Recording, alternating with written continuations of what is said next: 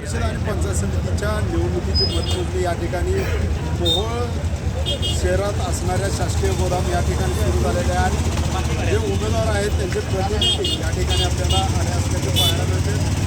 गटानुसार या ठिकाणी मतमोजणीला सुरुवात झालेली आहे. सुरुवातीला आष्टी जिल्हा परिषद गटाची मतमोजणी या ठिकाणी सुरू झालेली आहे आणि कार्यकर्त्यांनी देखील मोठ्या प्रमाणात गर्दी या मतमोजणी केंद्राबाहेर केलेले आहे आणि थोड्याच वेळात आता कल हाती येतील आणि त्यानंतर कोण विजय होणार किंवा कोण पराभूत होणार हे समजणार आहे. परंतु ज्या या ठिकाणी जे मतदानापूर्वी जे प्रचार झाला त्या ठिकाणी ज्या प्रचारादरम्यान मुद्दे उपस्थित केले गेले होते. काही मुद्दे हे वैयक्तिक होते तर काही विकासाच्या मुद्द्यावर या ठिकाणी प्रचारावर भर दिला होता. या ठिकाणी पेनूर जिल्हा परिषद गट आणि कुरुल जिल्हा परिषद गटात मोठी चुरस पाहायला मिळणार आहे. या ठिकाणी जिल्हा प्रमुख